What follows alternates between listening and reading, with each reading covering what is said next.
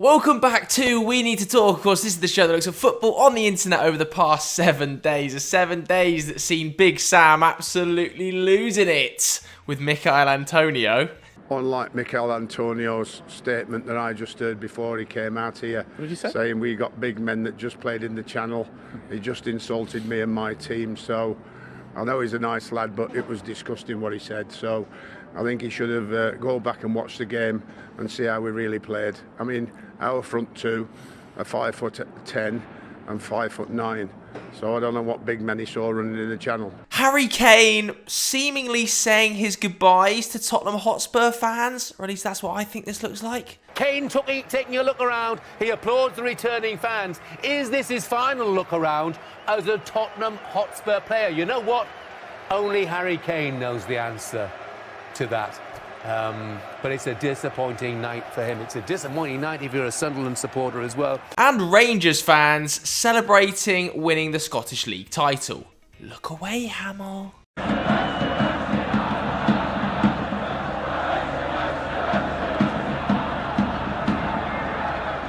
Anyway, today we need to talk about our pre-season predictions. Okay, it's the video everybody on Twitter has been asking me for. You guys last week got We Need to Talk past the 4,000 likes barrier, so today it's time for this beauty. Yes, I am going to be reacting to Football Daily's pre-season 20/21 predictions.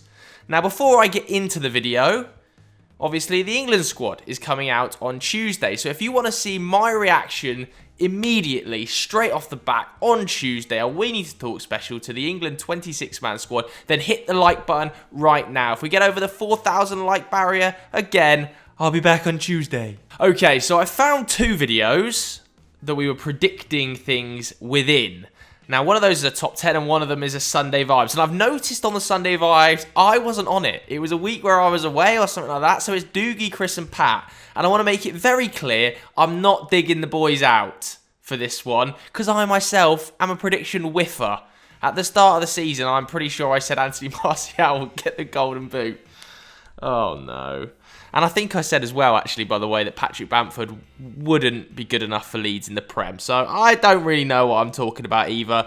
But having said all of that, I am excited to see what Doogie, Chris and Pat came up with on Sunday Vibes. But I think we'll start with the listicle and we'll whiz through it, baby. Okay, so here is 10 Football Daily predictions for 20/21 season. It's got 5.6 thousand likes. Let's get into it. Football Daily, where today we're bringing get on with it. 10. Timo Werner will be Premier League top scorer.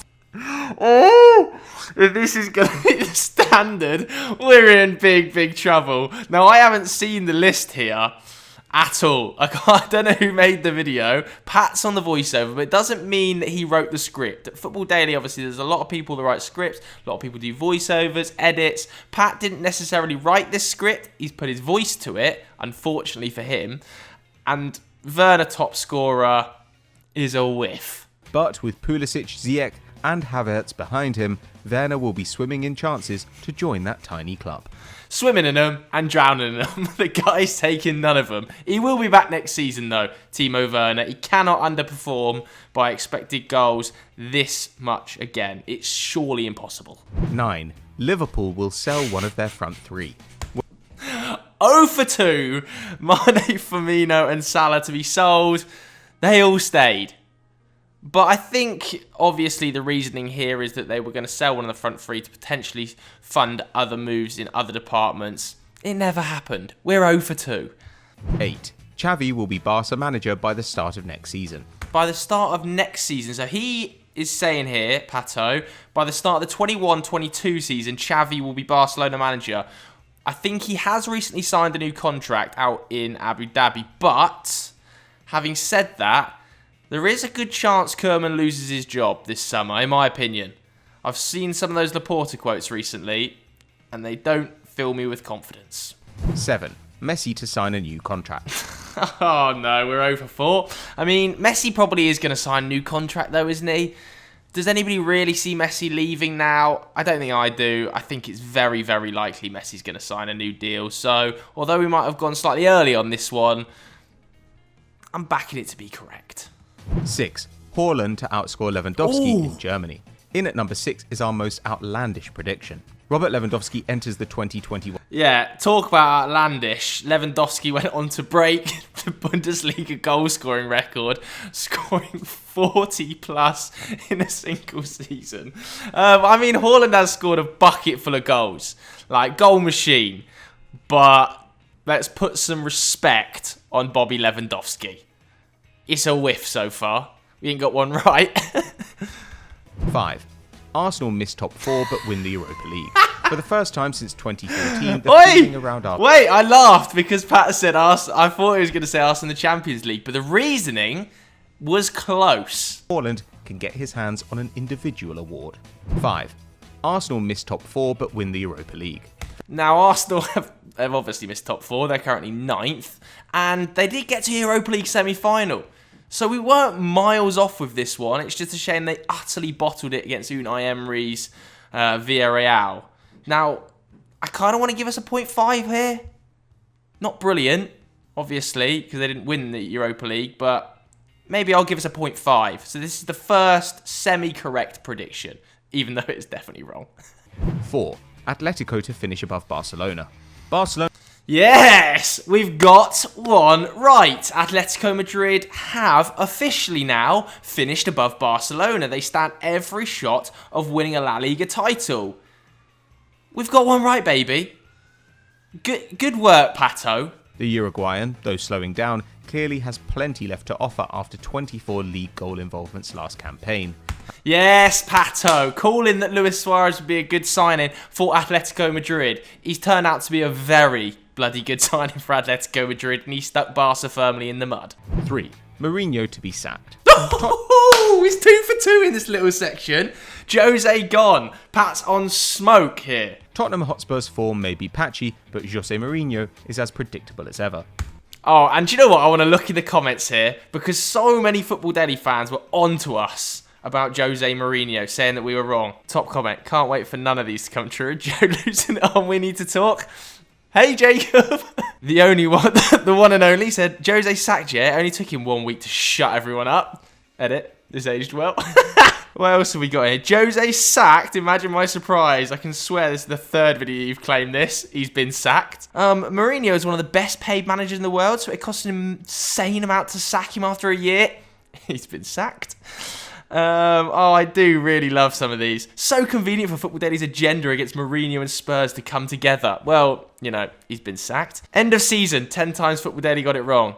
Yeah, I know. We've got it wrong with 7 of the 10 so far. But, you know, Jose was correct. 1. Juve will not win... Woo-hoo-hoo! Pato's top 4 has been absolutely sharp as a samurai blade. Juve's reign to end. They've mudded themselves out of the Champions League as it stands. Yes, I know Pirlo won the Coppa Italia, but their reign has ended. Inter Milan are Serie A champions. So that was correct. Jose was correct. There was one other one that was correct. Atletico to finish above Barcelona. And we got the Arsenal one right. So that was not too bad. Obviously not great, but not terrible. Whereas Sunday Vibes, I'm excited even more so for. Alright, so we've got Sunday Vibes up in front of me here. As we can see, it's Doogie, Hamster and Pato. I would have probably been on this, predicting ridiculousness. So let's see what the boys have got to say. I think they're starting off the chat with who is going to win the league. And it was interesting that, Doogie, you were quite decisive about Liverpool, and Pat, you were quite confident about Manchester City. So, Doogie, let's start. Come on, Dukes. You're backing the Red Men to claim back-to-back league titles. Yeah, I am. I'm quite, pleasantly surprised and excited by the prospect of a little debate here, because for me, I think Liverpool are still quite a long way ahead of Man City. Obviously, their form over the last 2 years. Do you know what? Fair play to Dukes, because he's obviously... I'm not going to watch the whole hour-long video, but he's going to go on to explain about how consistent they've been, taking nearly 100 points every single season. And I think a lot of people would have said Liverpool would go on to win this title. But unfortunately... they didn't. I'm going to put the speed in like 1.5 just so we can watch more of it. So get ready, because this is going to be in 1.5. I'm going to be in normal. And it really seemed like the main issue was actually their defence. They scored 21 goals after lockdown, but conceded 12, which was really out of character, really. I actually thought Van Dijk and Gomez, particularly, really did take a drop down in those final few games. So I'm excited to see whether they can recapture their phenomenal form, in Van Dijk. Spoiler, they didn't. They got injured and missed the entire season, Dukes. Case ever since he's been at Liverpool. And it has been a disappointing window. I've got to say that. I think they made a massive mistake in not signing Timo Werner. At the moment, as we film this, Oi! Well, Diogo Jota has proved to be a pretty decent acquisition. I think this video was released before the end of the window, so they probably hadn't signed Diogo Jota at this stage. I think quite a few of the other transfers, maybe probably Kai Havertz hadn't gone through, like the likes of Edinson Cavani wouldn't have signed, so take that into account when we're reacting to these. Here comes Pat's prediction on who is going to win the Premier League title. Season not to be a lot closer to Liverpool. Yeah, I think I can understand what Dukes is saying about 18 points is too big a distance to kind of overhaul, but I think that implies that that is an accurate representation of the difference between the two sides, and I don't think anyone would really say it is. Like, you can say that Liverpool's a 99-point side, but is this Man City side an 81-point side? Are they worse than the Leicester team that won the league? Yeah. I don't really think they are. Pat is out here cashing checks at the moment. His form towards the back end of the top 10 was sensational, and he's come in hot to Sunday vibes too. I think also another factor is that this season, I would expect teams more than ever to be reliant on their larger squad. Liverpool are a team which is exceptionally reliant on their first 11. Yes! So. Like the way they played last season, they were not unlike a Conte side in that it was a first 11, like very, very clearly. And there's a little bit of rotation that goes on in the midfield.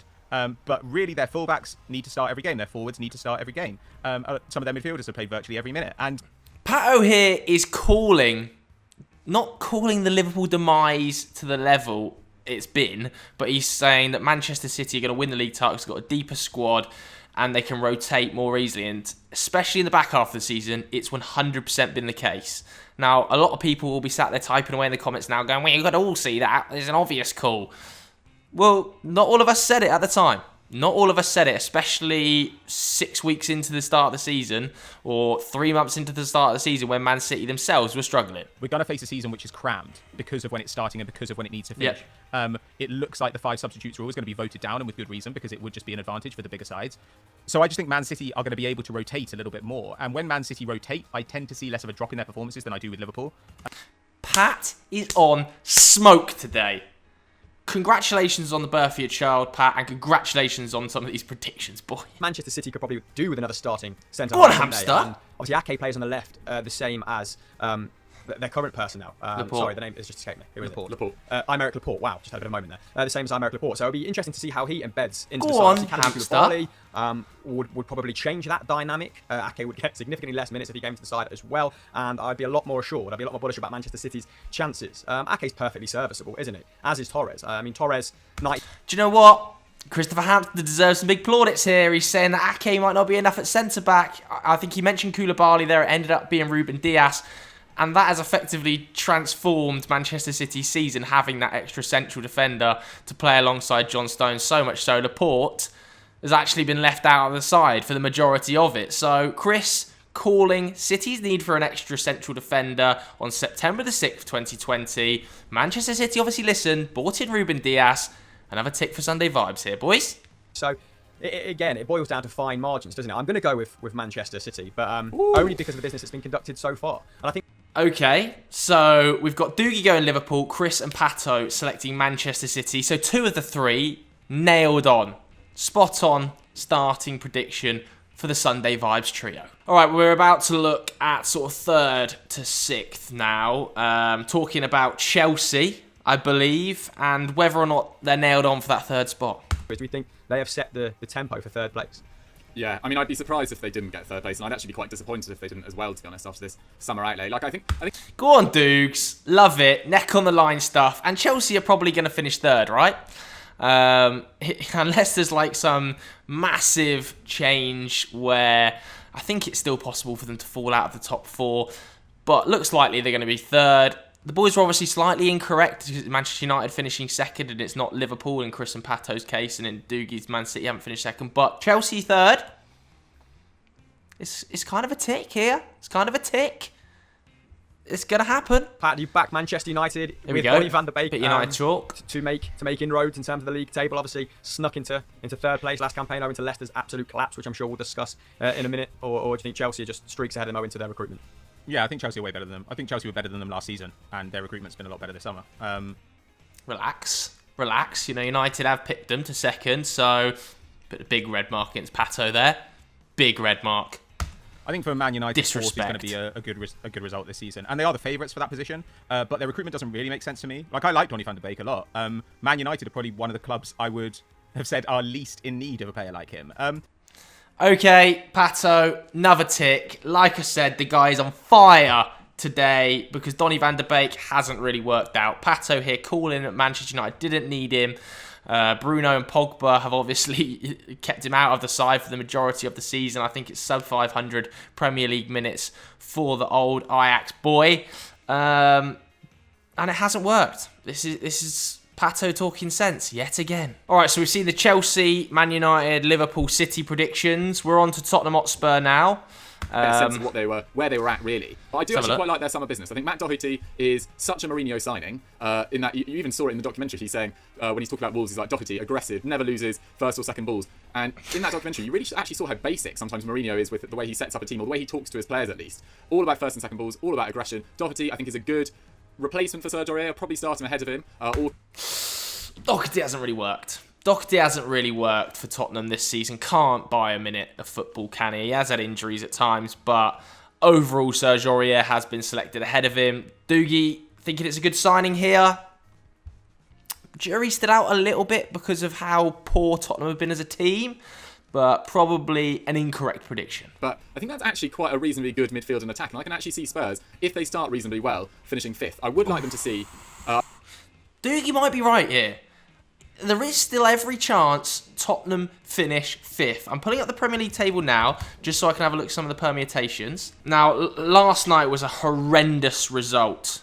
Obviously, I'm shooting this on Thursday. Last night was a horrendous result for Tottenham against Villa. And to finish fifth is now impossible. I've just realised. So Doogie's wrong there. Doogie's wrong. The highest they can finish is sixth, and that would require West Ham losing and then beating Leicester on the final day. So they're probably going to finish seventh.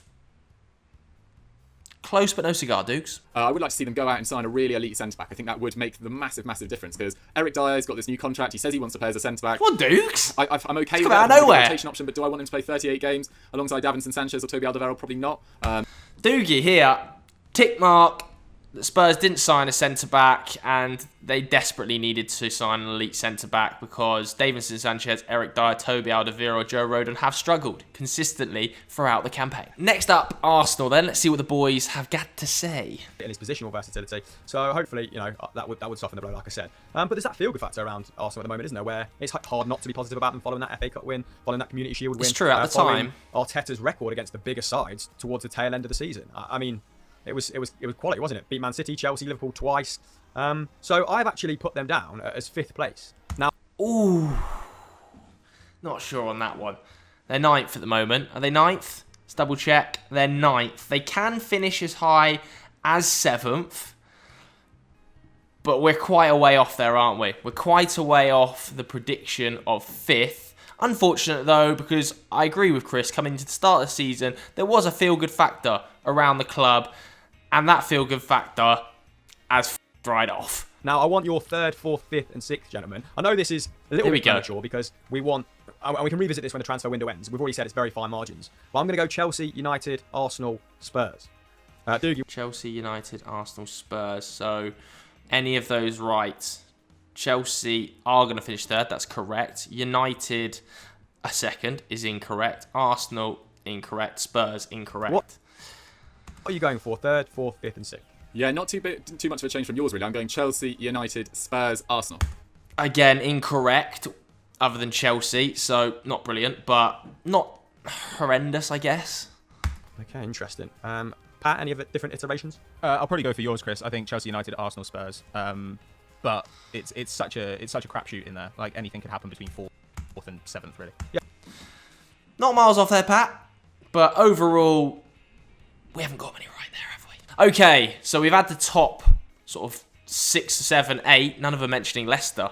in and around there, by the way, worth pointing out. We're now moving on to relegation fodder, aren't we? Down at the bottom of the league. Let's see what the boys have got to say about who is going to go down that's not a newly promoted side. They're about to talk about the teams that are already in the league that could drop down to the Championship. So they're not going to talk about the Fulham, West Brom, Leeds, because they have just come up. Who else, apart from the promoted sides, do we see struggling and being involved in that relegation dogfight next season, Dougie? I mean, there's quite a few, I think, actually. I think Aston Villa really strengthened. They only survived by a point last season. Conceded 67 goals in 38 games. I think only Norwich conceded more. It's mud. It's mud, Dukes. It's mud. Aston Villa have actually had a pretty solid season. If Jack Grealish didn't have that 2-month spell on the sidelines, I think they would have probably been in the battle for maybe about 8th spot. And admittedly, this was shot, as I said earlier, before the majority of Villa's transfers were made. So this was probably shot before Ollie Watkins came in, shot before Matty Cash came in, shot before... who else did they bring in? I mean, Ross Barkley never really worked out, did he? But you get the gist. Either way, though, stinking. Yeah, I worry about Palace. I think Palace have been a kind of under-the-radar pick to go down for the last couple of years, and they just get older and older. Oh, Pat, mate. I mean, it's not a terrible shout because we're a Palace in the league and pulling up the league table yet again. They finished 13th, but they've only finished 13th on 44 points. So they have kind of stumbled and crawled towards the end of the season. But yeah, I guess it is an incorrect prediction because, 13th place is classic Palace territory. Yeah, Crystal Palace own 13th spot, don't they? That is the Crystal Palace position. So... incorrect there, Pato. Sadly. I'm sorry. I kind of think Newcastle, very fortunate to escape the same level of scrutiny as Aston Villa, to be perfectly honest, given the signings they made, given the money they spent. I mean, do you know what? They might not have gone down, but they were extremely perilous for the majority of the season, so I'm going to give it to Hamster here. Newcastle were lucky to survive this season. They put together a fantastic run towards the back end, pull themselves out of it. But I think for a solid 80% of the season, most people at home would have said that Newcastle were a very solid relegation candidate. So Hammer was 80% right here. All right, so those were the boys' Premier League title winners. 2 of the 3 were correct. Top 4 and top 6 was a bit muddy, I'm not going to lie. And relegation candidates... also quite muddy. I'm not going to lie about that either. Nevertheless, I think it was a pretty solid effort, given that the top 10, Pato, got better towards the end, and Sunday Vibes was pretty solid. There was plenty worse whiffers out there this season, and I was responsible for about 60% of them. Well done, boys. All right, so that's it for another episode of We Need to Talk. If you enjoyed it, make sure you hit the like button. Over 4,000 likes, and I'll be reacting to the England squad announcement on Tuesday. Comment a couple of your predictions for next season, maybe, in the comments below right now. If you enjoyed the video, make sure you go and watch more Football Daddy content. You know the score by now. Thanks very much for watching. Goodbye. Oof, Jesus.